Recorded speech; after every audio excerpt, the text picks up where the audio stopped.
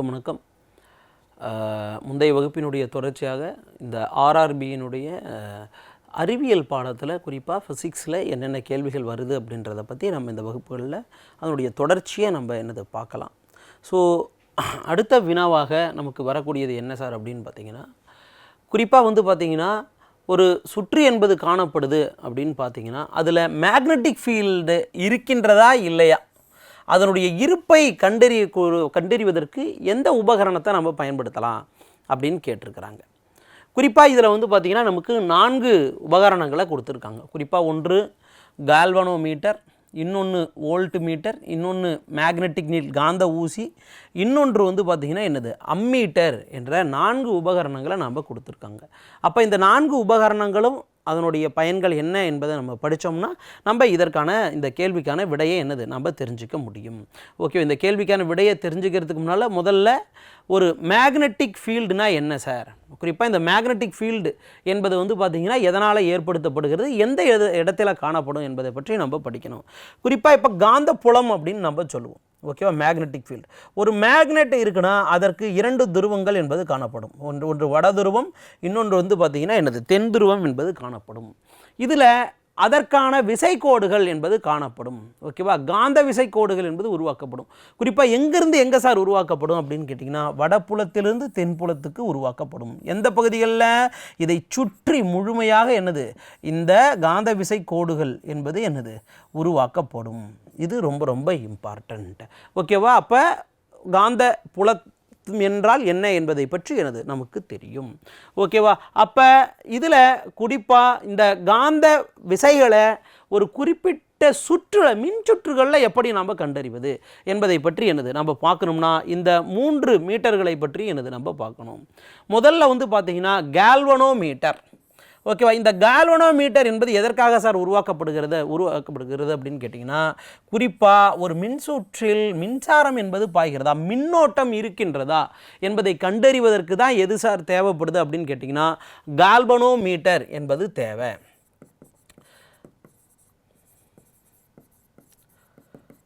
ஓகேவா, கால்வனோமீட்டர் என்பது நமக்கு தேவை, மின்னோட்டம். ஓகேவா, மின்னோட்டம் இருக்கின்றதா என்பதை கண்டறிவதற்கு நமக்கு கால்வனோமீட்டர் தேவை. இது காந்த புலத்திற்கு கிடையாது.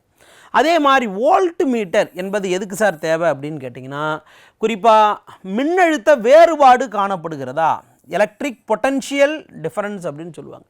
வோல்ட் மீட்டர் குறிப்பாக வோல்ட் மின் அழுத்தம். ஓகேவா, மின் அழுத்த வேறுபாடை கண்டறிவதற்கு நமக்கு எது தேவைன்னா வோல்ட் மீட்டர் என்பது தேவைப்படுகிறது. அதே மாதிரி அம்மீட்டர் என்பது எதுக்கு சார் தேவை அப்படின்னு கேட்டிங்கன்னா, குறிப்பாக இது ஒரு மின்சுற்றில் இருக்கக்கூடிய மின்னோட்டத்தை கண்டறிவதுக்கு தான் இதுவும் நமக்கு பயன்படுகிறது. அதுவே கால்வனோமீட்டருக்கு அப்போ அம்மீட்டருக்கு என்ன சார் டிஃபரன்ஸ் அப்படின்னு கேட்கலாம். ஓகேவா, கால்வனோமீட்டருக்கும் அம்மீட்டருக்கும் என்ன சார் டிஃபரன்ஸ் அப்படின்னு கேட்டிங்கன்னா, இந்த கால்வனோமீட்டர் பார்த்திங்கன்னா எந்த திசையில் மின்னோட்டம் என்பது செல்கிறது அப்படின்றதையும் அது கண்டறிந்து நமக்கு கொடுக்கக்கூடியதாக இருக்கும். அப்போ இது 3க்கு இருக்கக்கூடிய டிஃபரன்ஸ் இதுதான். அதுவே மேக்னெட்டிக் நீடில் தான் நமக்கு எதுக்கு உதவுகிறது அப்படின்னு பார்த்திங்கன்னா, நமக்கு ஒரு மின்சுற்றில் காந்த புலம் என்பது காணப்படுகிறதா என்பதை நமக்கு தெரிய வைக்கக்கூடியது எதுன்னு கேட்டால் மேக்னெட்டிக் நீடில். ஓகேவா, அப்போ இந்த கேள்விக்கான விடை எது அப்படின்னு கேட்டிங்கன்னா ஆப்ஷன் சி, மேக்னெட்டிக் நீடில் தான் ஒரு மின்சுற்றில் காந்த புலம் என்பது காணப்படுகிறதா என்பதை பற்றி நமக்கு தெளிவுபடுத்தக்கூடியதாக இருக்கும். ஸோ அடுத்த கேள்விக்கு நம்ம போகலாம். அடுத்ததாக 4வது கேள்வி என்ன சார், இந்த கேள்வியினுடைய சாராம்சம் என்ன சார் அப்படின்னு பார்க்கலாம். The image produced by a concave mirror. ரொம்ப ரொம்ப முக்கியம். நீங்கள் மிரர் அப்படின்னு நம்ம எடுத்துக்கிட்டோம்னாவே நம்ம என்னென்னு சொல்லியிருக்கோம், ஒளி எதிரொலிப்பு அப்படின்னு நம்ம சொல்லியிருக்கோம்.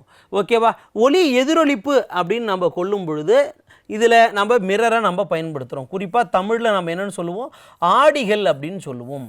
ஓகேவா, அப்போ ஆடிகளில் வளைவு ஆடி, ஓகேவா, வளைவு ஆடிகள் என்பது காணப்படுது. ஓகேவா, அது 2 வகை. ஒன்று பார்த்திங்கன்னா குவி ஆடி, இன்னொன்று குழி ஆடி அப்படின்னு சொல்லுவாங்க. குவி ஆடி, குழி ஆடி, குவி ஆடி, குழி ஆடி. இதை ஆங்கிலத்தில் நம்ம என்ன சார் சொல்லலாம் அப்படின்னு பார்த்திங்கன்னா கான்கேவ் மிரர். ஓகேவா, கான்கேவ் மிரர்னா குழி ஆடி, கேவ் அப்படின்னு ஞாபகத்தில் வச்சுங்க. கேவ்னா என்னது? ஒரு குழி போன்று என்னது, உள்நோக்கி செல்லக்கூடியது. ஓகேவா? அதனால் வந்து பார்த்திங்கன்னா இதை நம்ம கான் கேவ்னு சொல்கிறோம். குவிக்கிறதுனா மேலே வந்து மேடாக காணப்படக்கூடியது. ஓகே, அதனால் நம்ம இதை என்னன்னு சொல்கிறோம்னா குவி ஆடி என்று நம்ம அழைக்கிறோம். அப்போ இதனுடைய அமைப்புகள் எப்படி இருக்குன்னு பார்த்தீங்கன்னா, முதல்ல ஒரு ஆடினா என்ன சார் அப்படின்னு பார்த்தீங்கன்னா, ஒரு புறம் வந்து பார்த்தீங்கன்னா என்னது, ஒளியானது எதிரொலிக்கப்படக்கூடியதாக இருக்கணும். ஒளி அதன் வழியாக பாய்ந்துடக்கூடாது, ஒரு திசையிலிருந்து இன்னொரு திசைக்கு போயிடக்கூடாது. அப்போ ஒரு பகுதியில் வந்து பார்த்தீங்கன்னா முலாம் என்பது பூசப்பட்டு காணப்பட வேண்டும். ஆனால் இங்கே இருக்கக்கூடிய ஆடிகள் வளைவு ஆடி. அப்போ இந்த வளைவு ஆடிகளை பற்றி நம்ம தெரிஞ்சுக்கணும்னா நமக்கு என்ன கான்செப்ட் சார் தெரியணும் அப்படின்னு பார்த்தீங்கன்னா, ஒரு கோள வடிவம் அல்லது ஒரு வட்ட வடிவ ஒரு வளைவை நம்ம எடுத்துக்கொள்ள வேண்டும். ஓகே, அந்த வட்ட வடிவத்தினுடைய மையப்பகுதி எங்கே இருக்குது அப்படின்னு பார்க்கணும். ஓகேவா? அப்போ இதனுடைய மையப்பகுதியை நம்ம எடுத்துக்கொண்டோமே ஆனால், ஓகேவா, அப்போ அதன் வழியாக வந்து நம்ம ஒரு கோடு என்பது நம்ம வரைகிறோம். குறிப்பாக இதிலேயே நம்ம 2 விஷயத்தை நம்ம என்னது பார்த்துட முடியும். என்ன சார் அப்படின்னு கேட்டிங்கன்னா, நீங்கள் இந்த டைரெக்ஷன், குறிப்பாக இதை நம்ம ரைட் டைரெக்ஷன் எடுத்துக்கலாம், இதை நம்ம லெஃப்ட் டைரெக்ஷன் அப்படின்னு நம்ம எடுத்துக்கலாம். ஓகேவா? நாம் அந்த சர்க்கிளாக நினச்சி பார்க்கணும்.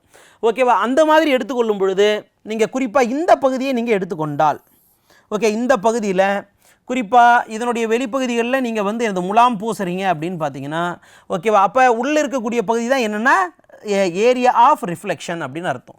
ஓகேவா? அப்போ இங்கே ரிஃப்ளெக்ட் ஆகக்கூடிய பகுதி எப்படி இருக்குது? ஒரு குழி போன்று காணப்படுகிறது, ஒரு கேவுக்குள்ளே போகிற மாதிரி இருக்குது, குழி போன்று காணப்படுது. அதனால தான் நம்ம அதை என்னன்னு சொல்கிறோம், குழி ஆடி அப்படின்னு சொல்கிறோம் இந்த பாயிண்ட்டை. ஒருவேளை நீங்கள் இந்த போர்ஷனை எடுத்துங்க, இந்த போர்ஷனில் நீங்கள் என்ன பண்ணுறீங்கன்னா, உள்ளே வந்து பார்த்தீங்கன்னா இன்டர்னல் பாயிண்டில் நீங்கள் என்ன பண்ணுறீங்க, முலாம் பூசுறீங்க. அப்போ இதனுடைய வெளிப்பகுதி என்னவா இருக்குன்னா என்னது, ரிஃப்ளெக்டிவ். குறிப்பாக வந்து பார்த்தீங்கன்னா என்னது, இது ரிஃப்ளெக்ஷன் செய்யக்கூடியதாக இருக்குது, குறிப்பாக எதிரொலிப்பு பொருளாக காணப்படுகிறது. அப்படி என்றால் இது வந்து எதிரொலிப்பு பகுதி, ஒரு குவித்து வைத்திருக்கக்கூடிய ஒரு பகுதி மாதிரி இருக்குது. ஒரு மணலை வந்து ஒரு தரையில் குவித்து வச்சுருப்போம் இல்லையா, அதனால் நம்ம அதை எப்படி சொல்கிறோம்னா நம்ம குவி ஆடி என்று நம்ம அழைக்கிறோம். கான்வெக்ஸ் மிரர், கான்வெக்ஸ் மிரர் அப்படின்னு அழைக்கிறோம். இது ரெண்டுக்கும் முதல்ல டிஃப்ரென்ஸ் தெரியணும். கான்கேவ் மிரர்னா என்னன்னு தெரியணும், கான்வெக்ஸ் மிரர்னா என்னன்னு தெரியணும். கான்கேவ் மிரர் அப்படின்னா பார்த்தீங்கன்னா என்னது, அந்த கேவ் பகுதி தான் என்ன சார், உள்ளே இருக்கக்கூடிய அந்த வளைந்த பகுதி தான், உள் வளைந்த பகுதியை தான் நம்ம என்னென்னு சொல்கிறோம், ரிஃப்ளெக்டிவ் சர்ஃபேஸாக வச்சுருந்தா அது வந்து கான்கேவ் மிரர். அதே வெளியே இருக்கக்கூடிய பகுதி, அந்த மேடான பகுதியை நாம் ரிஃப்ளெக்டிங் பாயிண்ட்டாக வச்சுருந்தா அதை நம்ம என்னென்னு சொல்லலாம் அப்படின்னு பார்த்தீங்கன்னா என்னது, கான்வெக்ஸ் மிரர் அப்படின்னு நம்ம அழைக்கணும். இது ரெண்டும் உங்களுக்கு ஞாபகத்தில் இருக்கணும். அப்போ இது ரெண்டையும் நான் தனித்தனியாக வரைஞ்சேன்னா ஓகேவா. ஸோ ரிஃப்ளெக்டிவ் போர்ஷன் எப்படி இருக்கணும், வெளிப்பகுதியில் இருந்தால் உள்பகுதியில் முலாம் பூசப்பட்டு இருக்கணும். ஓகே, முலாம் பூசப்பட்டு இருக்கணும். அதே மாதிரி குழி ஆடியில் வந்து பார்த்திங்கன்னா இங்கே எப்படி இருக்கும்னா உங்களுக்கு வெளிப்பகுதியில் வந்து பார்த்திங்கன்னா முலாம் பூசப்பட்டு இருக்கும். அப்போ உள்பகுதியில் தான் என்னது, ஒளியானது சென்று ரிஃப்ளெக்ட் செய்யப்படும். ஓகே, இது ரொம்ப முக்கியமானது. அப்போ இதில் வந்து பார்த்திங்கன்னா உங்களுக்கு எப்படி இந்த பிம்பங்கள் என்பது தோற்றுவிக்கப்படுகிறது அப்படின்றது என்னது உங்களுக்கு தெரிஞ்சிருக்கணும். ஓகேவா? குறிப்பாக இந்த போர்ஷனை நம்ம எடுத்துக்கிறதுக்கு முன்னால் இதற்கான விதிகள் என்பது காணப்படுகிறது. 3 வகையான விதிகள் என்பது காணப்படுது. அந்த விதிகள் என்னென்ன சார் அப்படின்பதை பற்றி நாம் பார்த்துடலாம். குறிப்பாக இப்போ இந்த பகுதியை 2ஆக நம்ம பிரிச்சிடறோம். இதை தனியாக பிரிச்சிடறோம், இதை தனியாக பிரிச்சிடறோம். இதை நான் தனியாக பிரிச்சிடறேன்.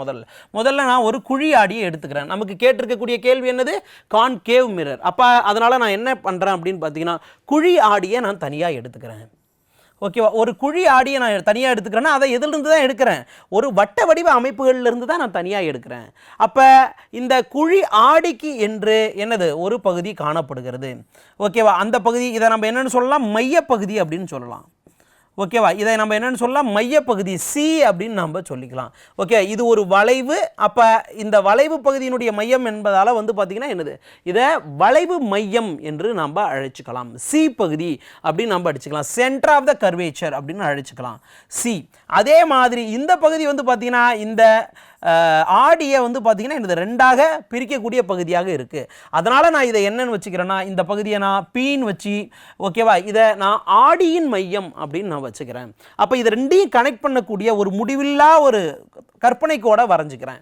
ஓகே, அதுதான் நம்ம என்னென்னு சொல்லுவாங்கன்னா முதன்மை அச்சு, பிரின்சிபல் ஆக்சிஸ் அப்படின்னு சொல்லுவாங்க. ஓகேவா? அதே மாதிரி இந்த வளைவு மையத்திற்கும் இந்த ஆடி மையத்திற்கும் இடைப்பட்ட இரண்டாக பிரிக்கக்கூடிய அந்த பகுதிக்கு பேர் வந்து பார்த்திங்கன்னா ஓகேவா குவியம், ஃபோக்கஸ் அப்படின்னு நம்ம வச்சுக்கிறோம். ஃபோக்கஸ் அப்படின்னு நம்ம என்ன பண்ணுறோம் வச்சுக்கிறோம். குறிப்பாக இந்த 3 பாயிண்ட்டை வச்சு இதில் எப்படி இந்த மிரர் இமேஜஸ்லாம் உருவாகுது அப்படின்னு நம்ம தெரிஞ்சுக்கிட்டோம்னாவே நமக்கு இந்த லைட் சம்மந்தமாக வரக்கூடிய கேள்விகள் எல்லாத்தையும் என்ன பண்ணிடலாம்னா என்னது நம்ம ஈஸியாக அட்டன் பண்ணிட முடியும். ஓகேவா? ஸோ ஃபஸ்ட்டு பாயிண்ட் என்ன சார் என்ன வச்சுருக்காங்க அப்படின்னு பாருங்கள். முதல்ல இந்த விதிகளை சொல்லிடுறேன், அதற்கடுத்து நம்ம அதற்கான பாயிண்ட்ஸ் எல்லாம் நம்ம பார்த்துடலாம். குறிப்பாக முதல் விதி என்ன சார் அப்படின்னு பார்த்தீங்கன்னா, ஒரு உருவ பொம்மையை நாம் சிக்கு அப்பால் வைக்கிறோம் அப்படின்னு பார்த்தீங்கன்னா ஓகேவா, அப்போ என்ன சார் எப்படி சார் போகும் அப்படின்னா 3 விதிகள் இருக்குது. முதல் விதி வந்து பார்த்தீங்கன்னா ஒரு முதன்மை அச்சு, இதுதான் முதன்மை அச்சு. இந்த முதன்மை அச்சுக்கு இணையாக ஒரு ஒளிக்கதிர் சென்றதுன்னா அது எப்படி சார் ரிஃப்ளெக்ட் செய்யப்படும்னா குவியம் வழியாக தான் ரிஃப்ளெக்ட் செய்யப்படும். இதுதான் ஃபஸ்ட்டு ரூல் நம்பர் 1. ஓகேவா? அதே மாதிரி இதை ஆப்போசிட்டில் போட்டோம்னா அடுத்த ரூல் முடிஞ்சது. ரொம்ப ரொம்ப சிம்பிள். ஓகே, குவியம் வழியாக ஏதாவது ஒரு ஒளிக்கதிர் சென்றால் அது இந்த ஆடியின் மீது பட்டு எப்படி இப்போ செல்லும், எப்படி எதிரொலிக்கப்படும்னு கேட்டிங்கன்னா, ஏன்னா ஆடின்னு வந்தாவே பின்னால் என்ன சர்ஃபேஸ் போடணும்னா ரிஃப்ளெக்டிவ் சர்ஃபேஸ் போட்டணும். போடாமல் இருந்தீங்கன்னா அது வந்து லென்ஸா அப்படின்ற மாதிரிலாம் போகும், லென்ஸுன்ற மாதிரிலாம் போகும். ஓகே, அதனால் வந்து பார்த்தீங்கன்னா கவனமாக இருக்கணும் இதில். ஓகேவா? அப்போ முதன்மை அச்சுக்கு இதுதான் முதன்மை அச்சு, இதுக்கு இணையாக ஒரு ஒளிக்கதிர் இந்த குழி ஆடி மேலே பட்டதுன்னா அது குவியம் வழியாக தான் அந்த கதிர் எதிரொலிக்கப்படும். அது ஃபஸ்ட்டு பாயிண்ட்.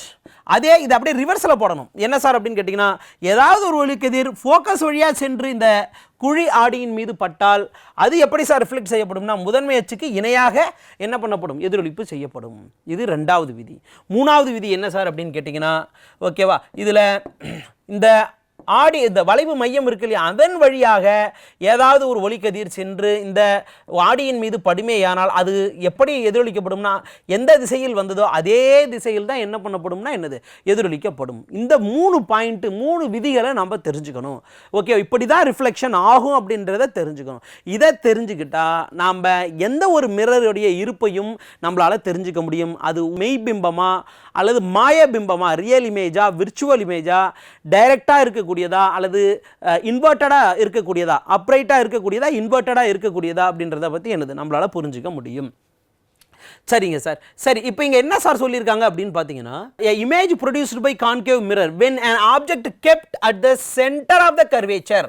அப்படின்னா எங்கே சொல்கிறான் அவன், சியில் வைக்கும் பொழுது அந்த இமேஜ் எங்கே சார் கிடைக்குது அப்படின்னு நமக்கு கேட்குறான். ஓகே, அப்போ இந்த இமேஜ் எப்படி சார் கிடைக்கும் அப்படின்னு பார்த்தீங்கன்னா நம்ம இங்கே போடும். ஓகேவா, இந்த இமேஜை நம்ம போட்டோம்னா நமக்கு வந்து இந்த ஈஸியாக நம்ம இதை புரிஞ்சிக்க முடியும். அப்போ ஒரு ஆடியை நான் வரைஞ்சிக்கிறேன், குழி ஆடியை நான் வரைஞ்சிக்கிறேன். ஓகே, குழி ஆடிக்கு எனது பிரின்சிபல் ஆக்சிஸ் வரைஞ்சிக்கிறேன்.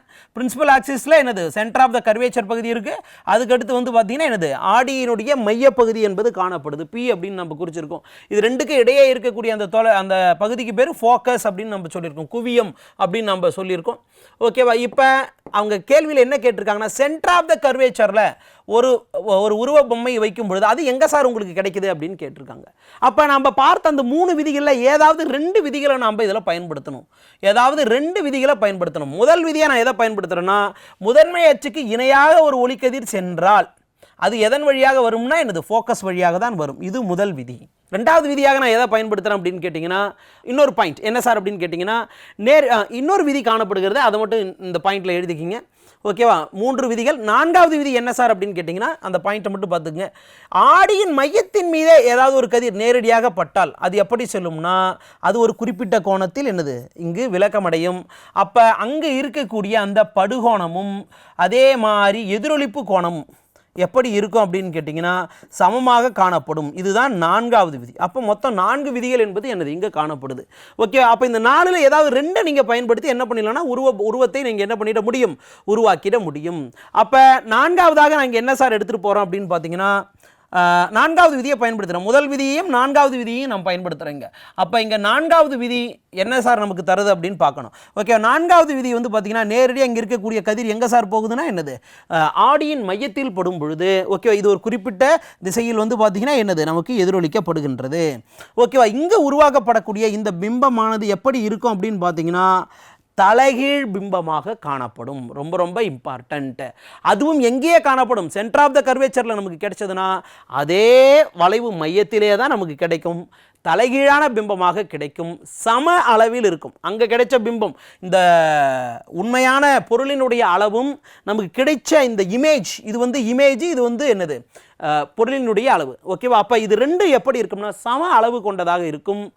ஒரே இடத்தில் சென்டர் ஆஃப் த கர்வேச்சரில் தான் நமக்கு என்னது கிடைக்கும், தலைகீழானதாக இருக்கும். ஒரு உருவம் தலைகீழானதாக கிடைத்தால் அல்லது இரண்டு கதிர்களும் வெட்டி நமக்கு கிடைத்தால் அங்கு கிடைக்கக்கூடிய பிம்பம் வந்து பார்த்திங்கன்னா என்ன சொல்லலாம்னா நம்ம ரியல் இமேஜ் அப்படின்னு நம்ம சொல்லலாம், மெய்பிம்பம் அப்படின்னு நம்ம என்னது சொல்லிக்க முடியும். இரண்டு கதிர்கள் வெட்டுவதன் மூலமாக கிடைச்சா நமக்கு மெய்பிம்பம். ஒரு சில பாயிண்டில் வந்து பார்த்திங்கன்னா நமக்கு வந்து கதிர்களை வெட்டாது. அப்போ அந்த மாதிரி இடங்களில் நேரான மாயபிம்பம் கிடைக்கும். ஓகே, விர்ச்சுவல் இமேஜ் கிடைக்கும். நமக்கு இங்கே என்ன கிடைக்குதுன்னா ரியல் இமேஜ் கிடைக்குது. ஓகேவா? அப்போ இங்கே என்ன பாயிண்ட் இருக்குது அப்படின்னு பார்க்கணும். மொத்தம் இப்போ நமக்கு 4 பாயிண்ட்டுகள் இங்கே கொடுத்துருக்காங்க. ஸோ நான் சொன்ன பாயிண்ட் எல்லாமே இதில் இருக்குது, நம்ம இதை பார்ப்போம். ஓகேவா? இதில் வந்து நமக்கு என்ன சார் கொடுத்துருக்காங்க அப்படின்னு பார்த்தீங்கன்னா ரியல் இமேஜ் நான் சொன்னது. ஓகேவா? Inverted image same at size, ரொம்ப ரொம்ப இம்பார்ட்டன்ட். நம்ம அங்கே பார்த்தோம் இல்லையா, இது 3 தான் நமக்கு என்ன கிடைக்குதுன்னா அங்கே கிடைக்குது. ரியல் இமேஜ் உண்மையான பிம்பம் கிடைக்கும், இன்வெர்டட் இமேஜ் தலைகீழானது, அந்த பிம்பம் தலைகீழானது, உண்மையான பிம்பம். அது இல்லாமல் 2 கதிர்கள் மோதி கிடைப்பதால் நமக்கு என்ன கிடைக்குது அப்படின்னா சேம் சைஸ், ஆப்ஜெக்ட் என்ன சைஸோ அதே சைஸில் தான் என்னவும் கிடைக்குது, இமேஜ் என்பதும் கிடைக்குது. இது ரொம்ப ரொம்ப முக்கியமானது. அப்போ இதை வச்சே என்ன பண்ணிடலாம் அப்படின்னு பார்த்தீங்கன்னா என்னது இதற்கான விடையை வந்து என்னது உங்களால் தெரிஞ்சுக்க முடியும். அப்போ இந்த ஆப்ஷனில் பாருங்கள், real image and inverted image எங்கே சார் இருக்குது அப்படின்னு கேட்டிங்கன்னா என்னது real image and inverted image என்பது நமக்கு எதில் சார் கிடைக்குதுன்னா என்னது ஆப்ஷன் 2ல் தான் நமக்கு கிடைக்குது. Real image inverted image. எப்பயுமே ரியல் இமேஜ் வந்து பார்த்தீங்கன்னா உங்களுக்கு என்னவாகவும் கிடைக்காது, எரெக்ட் நேரான இமேஜாக வந்து கிடைக்காது. அதே மாதிரி விர்ச்சுவல் இமேஜா அப்படின்னு கேட்டிங்கன்னா கிடையாது, ஆனால் ரியல் இமேஜ் உண்மையான பிம்பம். ஓகேவா? அதே மாதிரி விர்ச்சுவல் இமேஜ் எரெக்டா அப்படின்னு கேட்டிங்கனாலும் என்னது கிடையாது, ரியல் இமேஜ் அண்டு இன்வெர்டட். அப்போ நமக்கு என்ன சார் ஆன்சர் வருது அப்படின்னு கேட்டிங்கன்னா என்னது ஆப்ஷன் 2 தான் என்னது நமக்கு ஆன்சராக வரக்கூடியது. அப்போ இதில் கிடைக்கக்கூடிய இமேஜஸ் பற்றிலாம் நீங்கள் படிக்கணும். ஒரு கொஷின் அட்டன் பண்ணோம்னா இந்த மாதிரியான கொஷின்கள் வந்தால் இந்த கொஷின் தான் வரணும் அப்படின்னு நம்ம சொல்ல முடியாது. பட் ஆனால் இந்த மாடலில் என்னது உங்களுக்கு கொஷின் வரும். அப்போ வந்து குழி ஆடிகளிலும் குவி ஆடிகளும் கான்கேவ் லென்ஸ் அண்ட் கான்வெக்ஸ் லென்ஸில் எப்படி இமேஜஸ் உருவாக்கப்படுது அப்படின்ற கான்செப்டை நீங்கள் என்ன பண்ணணும்னா என்னது படித்து வச்சுக்கணும். ஓகேவா? கண்டிப்பாக என்னது கொஷின் வருவதற்கான வாய்ப்புகள் என்னது அதிகமாக இருக்குது. ஸோ நான் ஆல்ரெடி சொன்ன படம் இதுதான். ஓகேவா? ஸோ கான்வெக்ஸ் மிரர் குறிப்பாக என்னது எதிரொலிப்பு பகுதி வந்து எப்படி இருக்கும் உங்களுக்கு மேடாக காணப்படும். அதே கான்கேவ் மிரர் எதிரொலிப்பு பகுதி வந்து எப்படி இருக்கும் குழிந்த பகுதியாக என்னது இங்கு காணப்படும். ரொம்ப ரொம்ப இம்பார்ட்டன்ட். சென்டர் ஆஃப் த கர்வேச்சர்னா சி, இது ரெண்டுக்கும் இடைப்பட்ட தொலைவை தான் நம்ம என்னென்னு சொல்லுவோம் அப்படின்னு கேட்டிங்கன்னா என்னென்னு சொல்லுவோம் நம்ம ஃபோக்கஸ் பாயிண்ட் அப்படின்னு நம்ம சொல்லுவோம். ரொம்ப ரொம்ப இம்பார்ட்டண்ட். ஸோ இங்கே பாருங்கள் என்னென்ன இமேஜ் கிடைக்குது அப்படின்றத பற்றின ஒரு இன்ஃபர்மேஷன் மட்டும் குழி ஆடியில் நான் உங்களுக்கு சொல்லிடுறேன். ஸோ இதை வச்சு நீங்கள் என்ன பண்ணிடலாம்னா ஒரு கொஷின் என்ன பண்ணிட முடியும், நீங்கள் உங்களால் ஆன்சர் பண்ணிட முடியும்.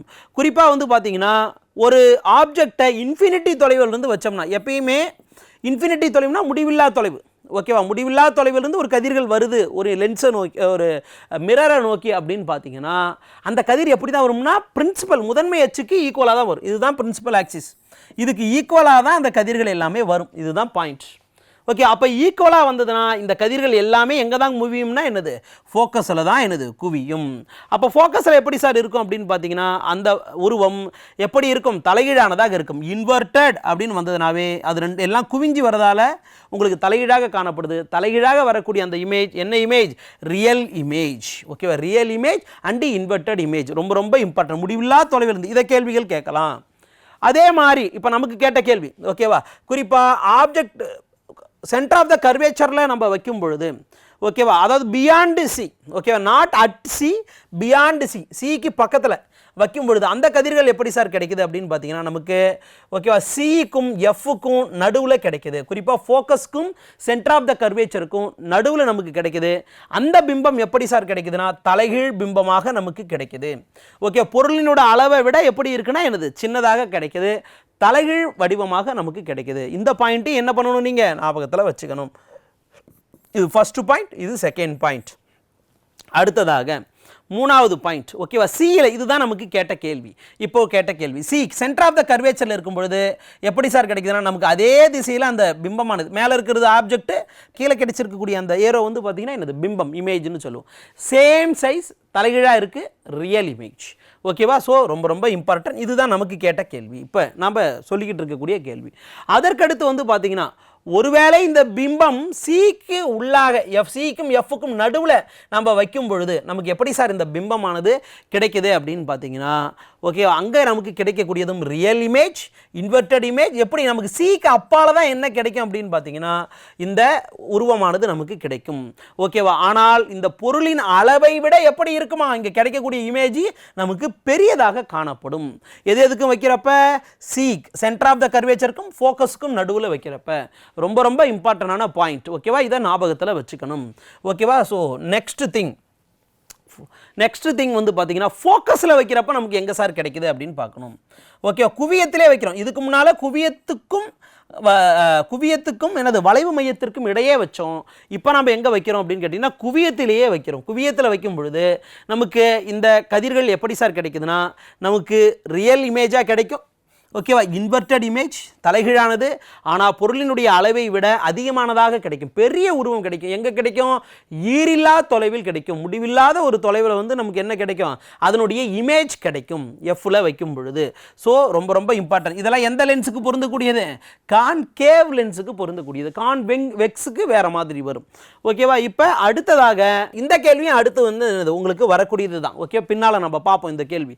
ஸோ இதில் என்ன சார் அப்படின்னு பார்த்தீங்கன்னா போல் பகுதி குறிப்பாக வந்து பார்த்தீங்கன்னா என்னது ஆடியினுடைய மையத்திற்கும் குவியத்திற்கும் எஃப்க்கும் நடுவில் ஒரு பிம்பத்தை வைக்கும் பொழுது ஓகேவா நமக்கு என்ன சார் உருவம் கிடைக்குது அப்படின்னு பார்த்தீங்கன்னா உங்களுக்கு இங்கே நேரான பிம்பம் கிடைக்கிறது.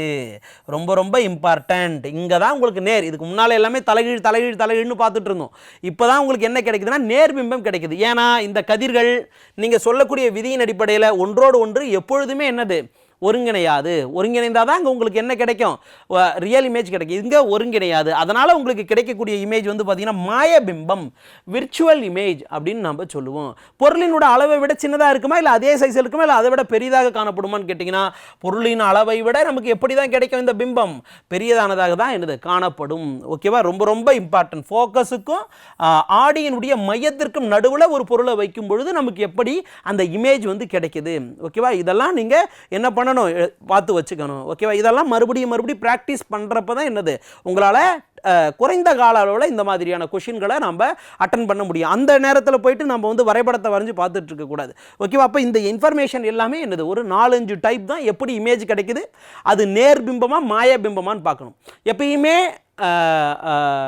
ரியல் இமேஜ் அப்படின்னு பார்த்தீங்கன்னா உங்களுக்கு எப்படி கிடைக்கும்னா 2 கதிர்கள் வெட்டும் பொழுது அந்த 4 விதிகளில் ஏதாவது 2 விதிகளை பயன்படுத்தி அந்த கதிர்கள் சென்று எதிரொலித்து வரும்பொழுது அந்த கதிர்கள் வெட்டி கொண்டால் அங்கே உங்களுக்கு கிடைக்கக்கூடிய இமேஜே என்ன இமேஜ் தான் அப்படின்னு பார்த்தீங்கன்னா என்னது ரியல் இமேஜ். ஒருவேளை வெட்டவில்லை என்றால் அங்கு உங்களுக்கு கிடைக்கக்கூடிய இமேஜ் வந்து என்ன இமேஜ்னு பார்த்தீங்கன்னா உங்களுக்கு மாயபிம்பம், விர்ச்சுவல் இமேஜ் தான் என்னது உங்களுக்கு கிடைக்கும். ரொம்ப ரொம்ப இம்பார்ட்டண்டான பாயிண்ட். அதை மட்டும் நீங்கள் பார்த்துக்குங்க. ஓகேவா? ஸோ இதை பற்றி தான் நம்ம இவ்வளோ நேரம் சொன்னோம். ஓகேவா?